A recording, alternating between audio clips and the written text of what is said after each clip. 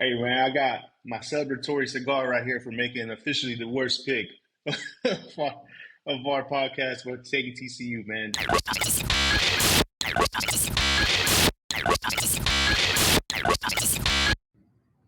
Hey, welcome back to the Unbiased Room. Here to bring y'all another great episode. Ed, go ahead, kick us off, man. Hey man, I got my celebratory cigar right here for making officially the worst pick of our podcast for taking TCU, man. They was terrible, like terrible, like my man likes to say. But when we look at the breakdown, right? The total yards, TCU had 188 to Georgia's 589. And breaking it down even more, right? 36 rushing yards to 254 for Georgia, 152 to 335.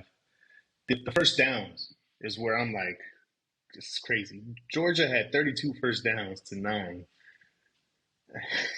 Just third down efficiency, 2 for 11, 0 for 2 for fourth down, 5 punts, and they had 3 turnovers. Yeah, I actually stopped watching the game. I think it was 31-7 at the time, and I'm looking at I'm like, okay, yeah, I'm changing the channel because I mean it was over, right? There was zero competition for Georgia in that game at all, and our predictions were way off, right? I think Ron still had Georgia beating TCU, but you had Georgia winning in a close game, if I'm not mistaken. Yeah, and for them to win 65 to, I mean, everybody's looking at the college football playoff committee like they're idiots. So I had them winning 28-21. Some of the things I did say was time of possession, and Georgia time of possession was 36-59. TCU only had the ball for 23 minutes. You also got to look too at Duggan, man. Duggan, I mean, this guy finished second in the Heisman race, and he did not show up to play. He only threw for 152 yards and 2 interceptions, right? And he just seemed off the whole game. I don't know if it was just, the Georgia defense was prepared for him, but he didn't seem like he was in the game at all. And then also Johnson only had 1 catch for 3 yards. And I thought he was going to play a big part like Marvin Harrison did and like Jamison Williamson did. But he didn't even show up to play. So all around, just a very bad game for TCU. I think one of the issues was, man, TCU was in third and long pretty much the entire game, right? So they offense never got into any sort of rhythm. No, like you said, Max Duggan. I remember one play where he threw, I think, his second interception. He looked flustered. He was trying to force the ball, trying to make a play happen where there wasn't one.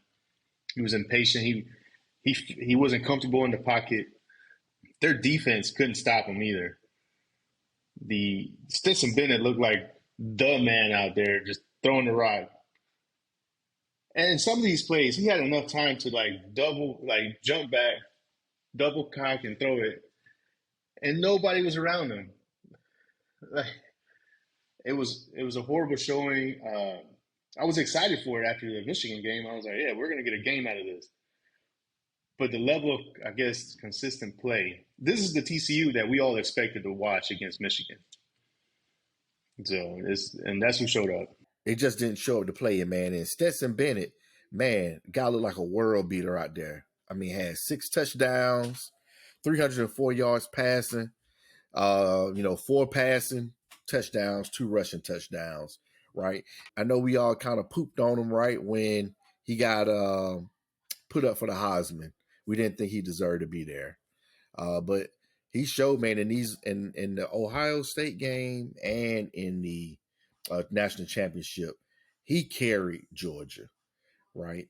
And I just did a deep dive on him this year, and I was like, man, he really did step up to the challenge. For this season, man, he threw for over 4,000 yards, which just blew my mind, right? 4,127 yards, 27 touchdowns, and 7 interceptions, right? Whereas last year, he only threw for 2,800 yards. So he's been doing his thing, man. Georgia really did depend on him more this year. right? And, I saw Kirby Smart said that, he's a GOAT, man. For Georgia fans, he's going to be considered a GOAT. And they say he'll probably never have to buy another beer in the rest of his lifetime, man, if he in Georgia. And, you got to give him his due, man. 2 national championships as the starter, great numbers, man, and he showed up each game. Can't take it away from him. You can't. And I think, it drives his stock. It gives him a chance. The performance gives him a chance to be looked at by some NFL teams. I'm not saying he's going to go like, third round, or he might be like Brock Purdy, Mr. Irrelevant, but it gives him a shot to make it to the league.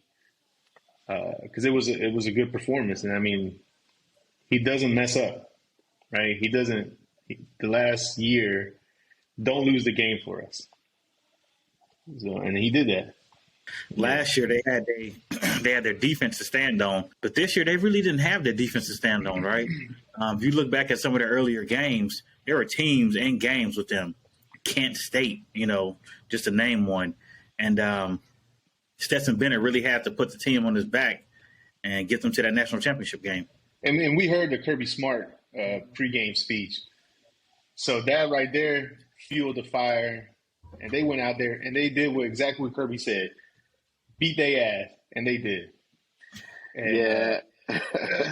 It was wild. I was ready to go too, man. I was like, man, somebody give me some pads. All right. Do you think that the committee put the most deserving teams in or the 4 best teams in to the college football playoff?